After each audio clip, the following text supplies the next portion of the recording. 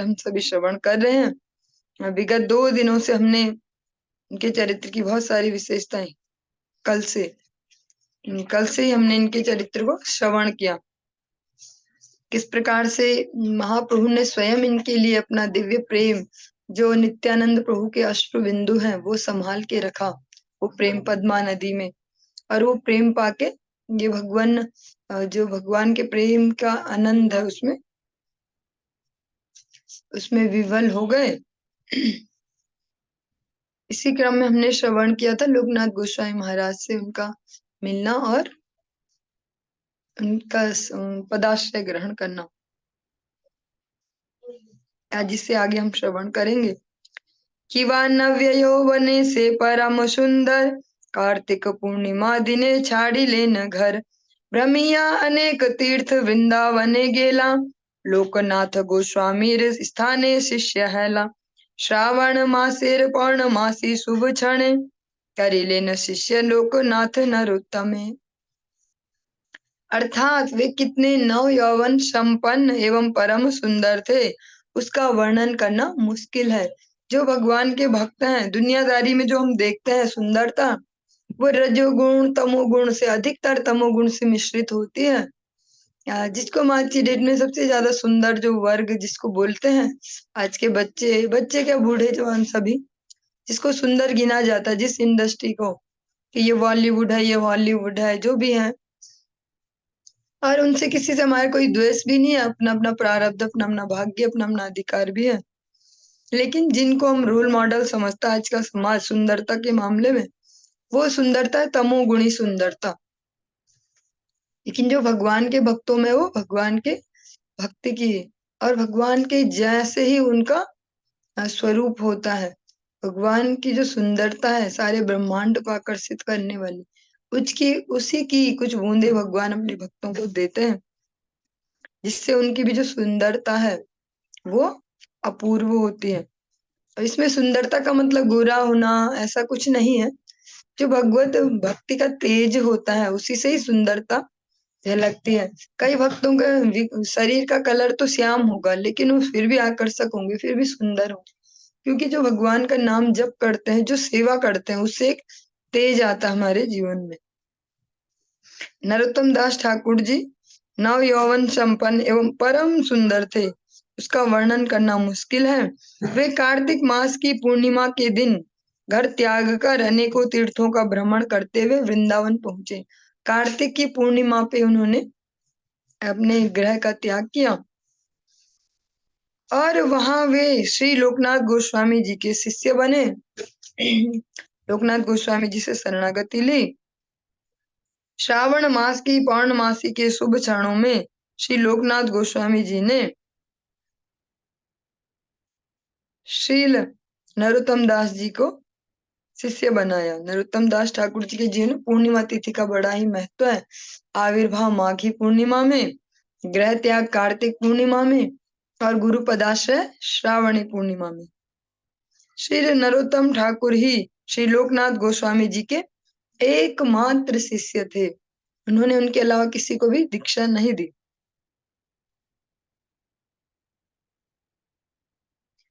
विश्वव्यापी श्री चैतन्य मठ एवं श्री गौड़ीय मठों के प्रतिष्ठाता नित्य लीला पृष्ठ श्री श्रीमद भक्ति सिद्धांत सरस्वती गोस्वामी प्रभुपाद जी ने भी नरोत्तम ठाकुर की तरह ही आचरण करके गुरुपाद पद्मों की कृपा प्राप्त करने के लिए असीम धैर्यशीलता की शिक्षा दी थी। श्री लोकनाथ गोस्वामी जी की ही तरह गौर किशोरदास बाबा जी ने भी किसी को भी मंत्र न देने का संकल्प लिया था। जैसे लोकनाथ गोस्वामी जी ने संकल्प लिया था कि किसी को शिष्य नहीं करूंगा, ऐसे ही गौर किशोरदास बाबा जी का भी था। उन्होंने भी कई बार प्रभुपाद जी को वापस भेजा, लेकिन फिर भी प्रभुपाद ने अपना धैर्य नहीं खोया और अपना संकल्प भी नहीं बदला। कि ऐसे नहीं सोचा उन्होंने, अगर आज हमको गुरुजी एक बार मना कर दे तो हम तो दोबारा कभी ना जाए। हम सोचेंगे इतने सारे महाराज दुनिया में है ही, तो कोई से महाराज से ले लो दीक्षा, क्या है यही महाराज रह गए। हाँ, लेकिन उन्होंने ऐसा नहीं सोचा कि बहुत सारे बाबा जी ऐसे, बहुत सारे महाराज हैं। उन्होंने जो मन की श्रद्धा है वो उनके चरणों में टिकाई है, तो इनका ही अनुगत्य लेना कैसे भी जो भी करना पड़े। परिणाम स्वरूप प्रभुपाद जी की दीनता और आतुरता को देख श्रील गौर किशोरदास बाबा जी महाराज ने अपना संकल्प छोड़ दिया और स्नेह से भरे चित्त से उन्हें मंत्र दीक्षा प्रदान की थी। श्रील गौर किशोरदास बाबा जी महाराज जी के एकमात्र शिष्य थे श्रील प्रभुपाद। श्री रूप सनातनादि के अप्रकट होने के पश्चात श्री जीव गोस्वामी जी उत्कल गौड़ माथुर मंडल के गौड़ीय संप्रदायों के सर्वश्रेष्ठ आचार्य के पद पर अधिष्ठित हुए थे, जो उनसे श्रेष्ठ थे। जब वो चले गए भगवान की लीला में वापस, तो जो जीव गोस्वामी जी, उनको सारे जो भी गौड़ीय एसोसिएशन है, पूरा संप्रदाय, उसके आचार्य के रूप में सर्वश्रेष्ठ आचार्य के पद पे अधिष्ठित किया गया। एवं वे वृंदावन में विश्व वैष्णव राज सभा के श्रेष्ठ पात्र राज थे। जो जयध्वनि में हम लास्ट में बोलते हैं, आप सबने सुना तो होगा, तो ध्यान नहीं दिया होगा शायद, बहुत सारे लोगों को पता भी होगा। विश्व वैष्णव राज सभा, जो भी विश्वव्यापी जो भी वैष्णव संप्रदाय, उनका एक कंबाइंड एक वेंचर। वृंदावन में श्रील जीव गोस्वामी जी के आश्रय में ही श्रीनिवास, नरोत्तम और दुखी कृष्णदास, जिनको बाद में श्यामानंद बोला, इन्होंने अध्ययन किया और शिक्षा प्राप्त की जीव गोस्वामी जी के अनुगत्य में। जीव गोस्वामी जी ने श्रीनिवास, नरोत्तम और दुखी कृष्णदास को क्रमशः आचार्य, ठाकुर और श्यामानंद नाम प्रदान कर तमाम गोस्वामी ग्रंथों के साथ गौड़ देश में नाम प्रेम का प्रचार करने के लिए भेजा था। और जो ये प्रसंग है, ये आपने विस्तार से सुना था श्रीनिवास आचार्य की, जब हमने चरित्र श्रवण किया था तब। बंगाल में राजा वीर हमवीर द्वारा ग्रंथों को चोरी करने एवं बाद में श्रीनिवास आचार्य जी द्वारा उनको ढूंढ निकालने का समाचार विश्रील जी गोस्वामी जी ने सुना था। वृंदावन में उनके लिए भी मैसेज भेजा गया कि मिल गए सारे ग्रंथ। वन विष्णुपुर में ग्रंथों के अपहरण और उन्हें ढूंढने का प्रसंग, ये आपने श्रवण कर लिया निवासाचार्य जी के चरित्र में। श्रील जीव गोस्वामी जी ने श्रीनिवास जी के शिष्य रामचंद्र सेन और उनके छोटे गोविंद को भी कविराज की उपाधि प्रदान की थी।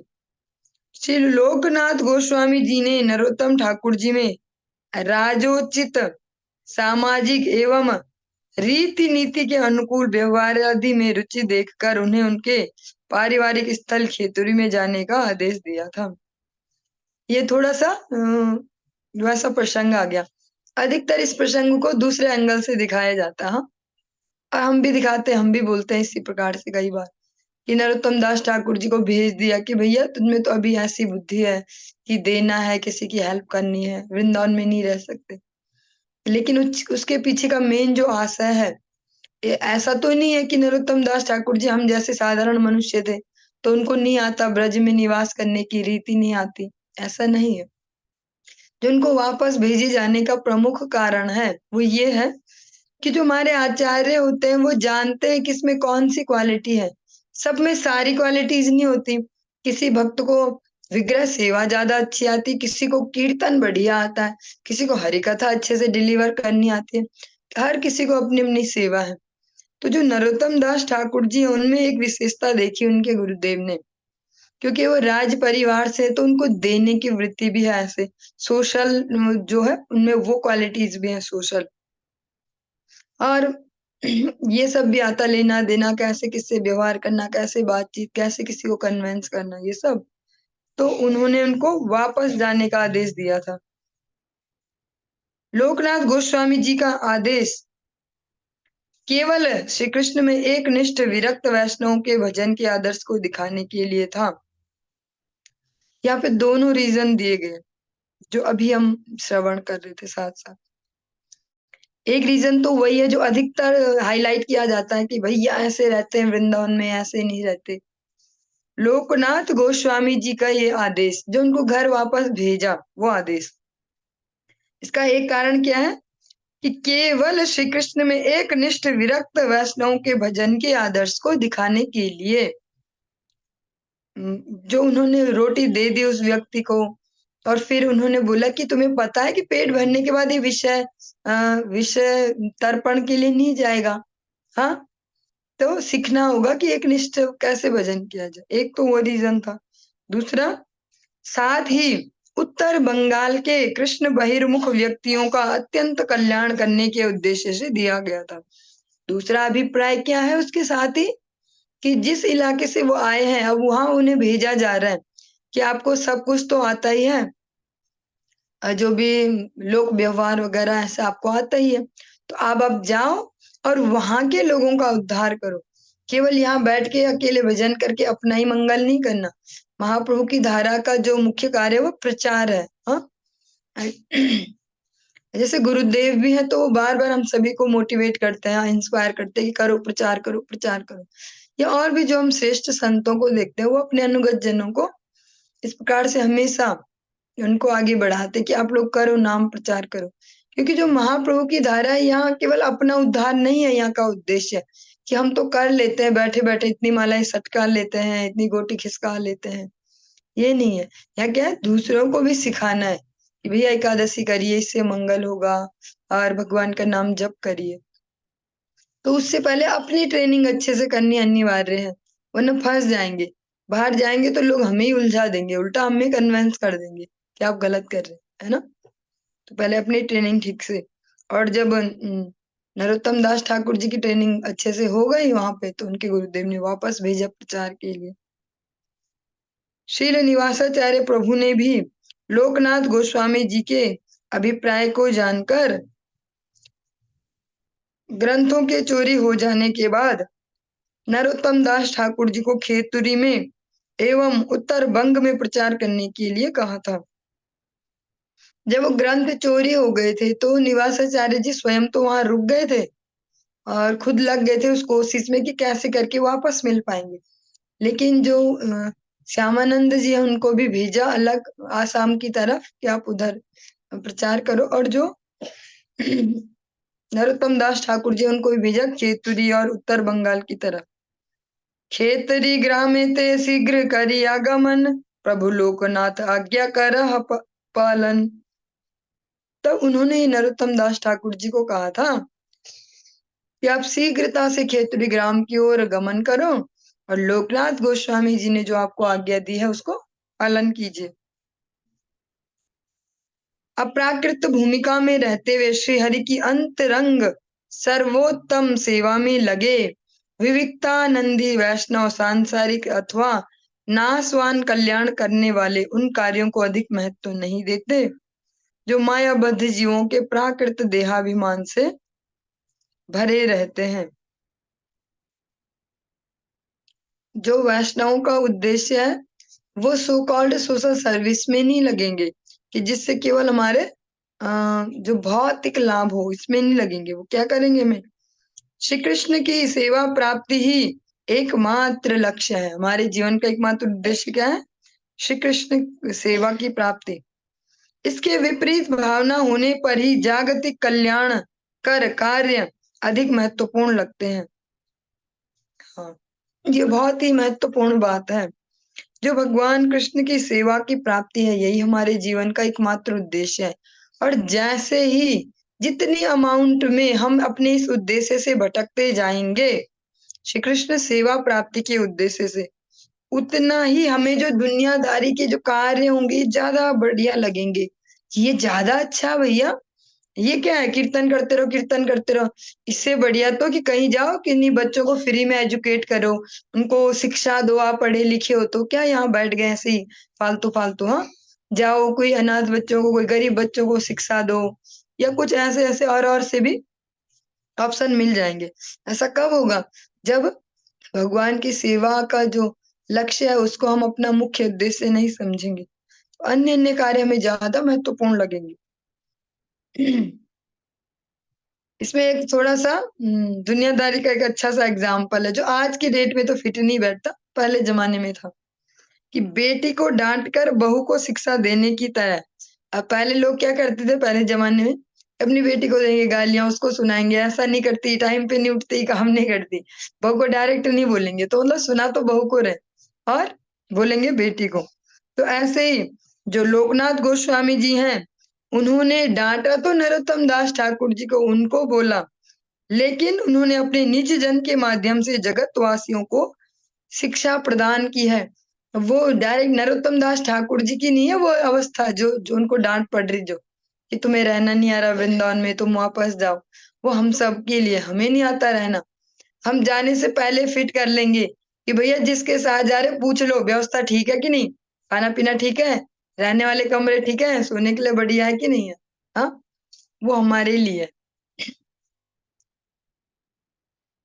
श्री नरोत्तम दास ठाकुर जी ने गुरुदेव के विरह में व्याकुल होने पर भी श्रील गुरुदेव के आदेश आदेश को सिरोधार्य किया और खेतुरी में आकर शुद्ध प्रेम भक्ति की वाणी का प्रचार करते हुए उत्तर बंगाल के नर नारियों का उद्धार किया। भले उन्हें अपने गुरुदेव से दूर जाना पड़ रहा है, लेकिन उनके आदेश के पालन के लिए उन्होंने इसे स्वीकार किया। भक्त सिद्धांत सरस्वती ठाकुर प्रभुपाद की जो वाणियां है बड़ी कठोर है ऐसे। कैसे सिद्धांत मूल है ना, वो हमारे जैसे लुभावनी ऐसे प्रेम ऐसी बातें नहीं करते जो दूसरों को अच्छी अच्छी लगे, वो स्पष्ट बोलते हैं। तो वो उनका कहना है कि अगर हम कभी कभी जो हमको सेवा दी गई हो, हाँ, चाहे वो किसी सेंटर पे सेवा दी गई है या जो भी है, अगर हमें कोई सेवा दी गई है पक्की की आपको ही करनी है, तो हमें उसे किसी कीमत पर भी नहीं छोड़ना है। तो ऐसे कहीं कहीं कोई कोई पत्रिका में मैंने पढ़ा, तो वो इतना डिफरेंट है। बोलते हैं कि वो खुद को लेके बोलते हैं, खुद को सेंटर में रखते हैं, खुद को निमित्त बना के बोलते हैं, लेकिन हमारे लिए बता रहे, पर वो रखते खुद को है। कि कभी कभी मैं धाम दर्शन के बहाने अपनी सेवा से भाग जाता हूँ कि भैया वृंदावन जाना, वृंदावन जाना, भागो भागो। कभी मैं गुरु गुरु दर्शन के बहाने से अपनी सेवा से भाग जाता हूँ कि गुरु जी से मिलने वहां जाना, वहां जाना। तो जो भक्ति सिद्धांत सरस्वती ठाकुर है, उनका मूल जो फोकस है वो सेवा पे रहता है, और भगवान की सेवा, उनके लिए भजन का मतलब ही सेवा ही है। जो सेवा को अच्छे से दृढ़ता से करना है, जो सेवा आपको दी जाए उसको आपको अच्छे से उसको अच्छे से परफॉर्म करना है। श्रील नरोत्तम ठाकुर जी ने स्वरचित प्रार्थना गीत में हृदय की दीनता और आक्षेप को प्रकाशित करते हुए लिखा है। और जो इनका जो दर्द है वो उनका अपने गुरुदेव से दूर होने का, धाम से दूर होने का, लेकिन उनकी आज्ञा तो पालन करनी है ना प्रचार की, तो वो कर रहे हैं, लेकिन दर्द तो है ही मन में फिर भी। तो वो उसको अपने कीर्तनों में निकलता है, उनका वो जो हृदय का जो वेदना है वो कीर्तनों में झलकती है।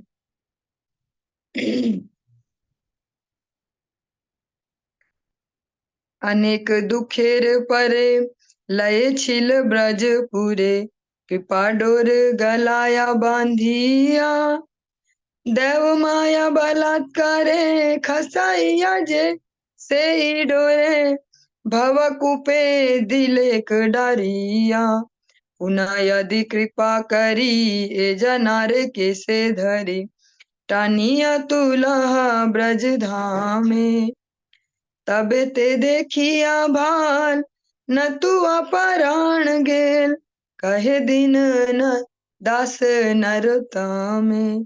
अनेक इसकी मीनिंग सुनते हैं। नरोत्तम दास ठाकुर जी कहते हैं, अनेक दुखों के बाद मेरे गले में कृपा रूपी डोरी डालकर आपने, मीन्स अपने गुरुदेव को कह रहे हैं, आपने मुझे ब्रजमंडल में खींच लिया था। आप जो मेरे अनेक अनेक कष्टों के बाद, जो भी दुनियावी झंझटों के बाद, आपने कृपा करके कृपा की डोरी मेरे गले में डाली और मुझे खींचा ब्रजमंडल में। किंतु दैवी माया ने जबरदस्ती उस डोरी को खिसका कर मुझे फिर से संसार कूप में डाल दिया। और बोल रहे कि कैसे कृपा करके वृंदावन में शरण तो दे दी, पर फिर जो माया देवी हैं, जो भगवत माया है, उनके कारण वो डोरी ढीली करके वापस उसी उसी कुएं में मुझे फेंक दिया गया। नरोत्तम दास ठाकुर जी कहते हैं, हे प्रभु, पुनः यदि आप मुझ पर कृपा करें, यदि फिर से आपको मुझ पे दया आ जाए, तो आप क्या करें, इस दास को बालों से घसीट कर ब्रज धाम में ले जाएं, तब तो ठीक है। अगर आपको फिर से मुझ पे प्रसन्नता हो, कृपा हो, तो आप मेरे बाल पकड़ के मुझे खींच के वापस वृंदावन में ले जाओ, नहीं तो मेरे प्राण पखेरु उड़ जाएंगे। इस लेवल के वैराग्य को, इस लेवल के विरह को हृदय में धारण करके वो बाहर सबको हैप्पीनेस दे रहे, chant Hare Krishna and be happy, chant Hare Krishna and be happy, और अंदर में इतना महान दुख लेके, भगवत विरह को लेके। तो ये भगवान भगवान के शुद्ध भक्तों में ही संभव हो सकता है, अंतर में भगवान से संबंधित इतना विरह लेके। वो दुनियादारी का दुख नहीं है कि डिप्रेशन में चला जाए आदमी और आत्महत्या कर ले या हत्याएं कर ले, ऐसे नहीं। वो दुख कैसा है, ये वैष्णव की संपत्ति है। वास्तविक संपत्ति क्या है भक्तों की? भगवान का विरह। इसी विरह संपत्ति को अपने हृदय में धारण करके नरोत्तम दास ठाकुर जी बाहर से सबको प्रचार करें कि हरे कृष्ण बोलो और सदा प्रसन्न रहो। लेकिन उनके सारे कीर्तन में यही भाव देखने में मिलता है, दीनता वाला। श्री नरोत्तम दास ठाकुर जी ने श्री लोकनाथ गोस्वामी जी के आदेश से खेतुरी में विग्रह सेवा प्रकाशित की। श्री गौरांग, श्री वल्लभी कांत, श्री कृष्ण, श्री ब्रज मोहन, श्री राधा रमण और श्री राधा कांत, इन 6 विग्रहों की प्रतिष्ठा की। खेतुरी में श्री विग्रहों की प्रतिष्ठा के उपलक्ष्य में नरोत्तम दास ठाकुर जी ने जो महोत्सव किया था, आज तक वह वैष्णव समाज में प्रसिद्ध है। नरोत्तम ये समय गौड़ देशे आइला, प्रभु लोकनाथ से समय आज्ञा कहला। श्री गौरांग कृष्णेर श्री विग्रह सेवन, श्री वैष्णव सेवा श्री प्रभुर संकीर्तन। ये 6 आज्ञा कहला ते 6 आइला तत्पर, कहला 6 सेवा श्री विग्रह मनोहर। अति से तात्पर्य सदा निमग्न सेवाय, सुनिते से सब नाम पराण जुड़ाया। गौरांग वल्लभी कांत श्री कृष्ण ब्रज मोहन, राधा रमण हे राधे राधा कांत नमोस्तुते। अर्थात श्री नरोत्तम जी जब गौड़ देश में आए तो उस समय लोकनाथ जी ने, जो गौड़ देश बोला जाता है वो नवद्वीप मायापुर वाला ये क्षेत्र है, लोकनाथ जी ने उन्हें श्री गौरांग महाप्रभु व श्री कृष्ण के विग्रहों की सेवा, श्री वैष्णव सेवा और श्री प्रभु का नाम संकीर्तन करने का आदेश दिया। विग्रह सेवा, वैष्णव सेवा और नाम सेवा, नाम संकीर्तन सेवा, ये आदेश दिए। जैसे गुरु जी ने नरोत्तम दास ठाकुर जी को आज्ञा दी, वैसे ही नरोत्तम दास जी ने सेवा में तत्पर होकर मन को हरण कर लेने वाली श्री विग्रह सेवा करनी प्रारंभ कर दी। वे गौरांग वल्लभी कांत श्री कृष्ण ब्रज मोहन राधा रमण तथा राधा कांत 6 विग्रहों की सेवा करते थे। बहुत बड़ी बात है ये, एक एक विग्रह को संभालना भी बहुत मुश्किल है, डेली उनका श्रृंगार अर्चन और सब कुछ करना। 6 विग्रहों की। नरोत्तम ठाकुर जी हर समय उन सब की सेवा में निमग्न रहते थे जिनके केवल मात्र नामों को ही सुन लेने से प्राणों को शीतलता पहुंचती है। जिन ठाकुर जी के केवल नाम श्रवण कर दो तो हृदय शीतल हो जाए, ऐसे ठाकुर जी की वो 6 जो विग्रह है उनके पास भगवान के, उनकी दिव्य सेवा में हमेशा व्यस्त रहते हैं, वो बिजी रहते हैं। और तरीका भी यही है जीवन के झंझटों से छुटकारों का, क्योंकि अगर हम अलग से छुटकारा लेने जाएं एक एक प्रॉब्लम का तो और फंसते जाएंगे। धागों जैसे हैं ये दुनिया की समस्याएं, जितना सुलझाने जाएंगे उतना उलझते जाएंगे। तो इसका एकमात्र उपाय है कि खुद को सेवा में बिजी कर ले। सेवा में बिजी रहेंगे तो अधिकतर जो भी कॉम्प्लिकेशन है उनसे दूर रह पाएंगे, है ना। महोत्सव करने से पहले श्री नरोत्तम दास ठाकुर जी ने श्री गौर मंडल और श्री क्षेत्र मंडल की परिक्रमा करते हुए विभिन्न स्थानों के दर्शन और गौर पार्षदों की कृपा प्राप्त की थी।